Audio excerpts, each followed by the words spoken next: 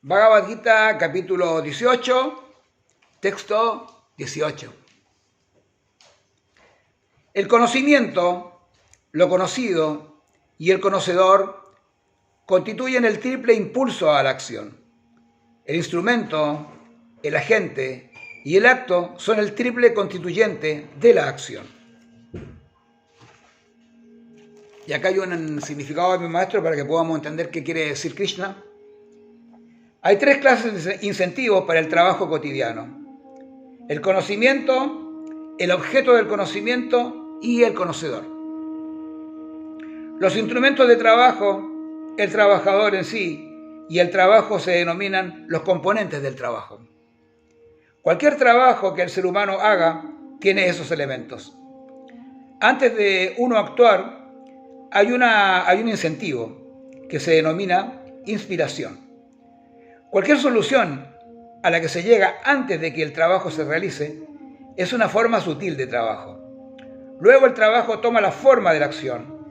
Primero uno tiene que pasar por los procesos psicológicos de pensar, sentir y desear. Y eso se denomina incentivo. La inspiración para trabajar es la misma si procede de las escrituras o de las instrucciones del maestro espiritual. Cuando la inspiración está presente y el trabajador está presente, entonces la actividad en sí misma tiene lugar con la ayuda de los sentidos, entre los que se incluye la mente, en el centro de todos los sentidos.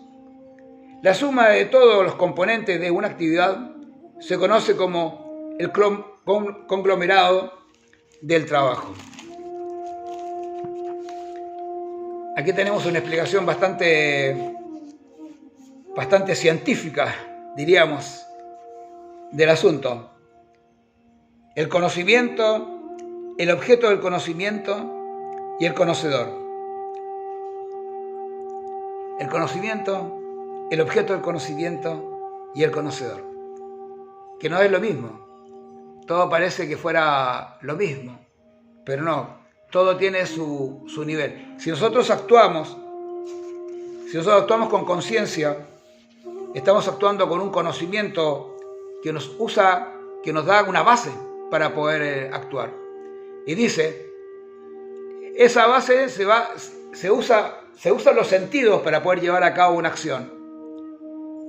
Pero esos sentidos incluyen a la mente, que es la mente la que va a controlar esos sentidos, ¿no? El yoga es para el control de los sentidos. Una persona, un yogi es un controlador de sus sentidos. Ese es un yogi. Un yogi no es una persona que es un gimnasta, que hace muy lindas posiciones, muy buenas asanas, y todo el mundo le aplaude, wow, mira hasta donde dobla el cogote. No, aquí el verdadero yogi es aquel que controla los sentidos y lo controla a través de la mente. ¿Con qué? Con los argumentos que tiene la conciencia. Y los argumentos los encuentra aquí en Bhagavad Gita, porque aquí está la enseñanza de un yogi. Un yogi que no lee Bhagavad Gita, que no practica las enseñanzas de Bhagavad Gita, de yogi no tiene nada. Lo siento, pero es así.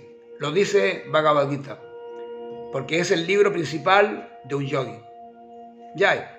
Hare Krishna, Namaste.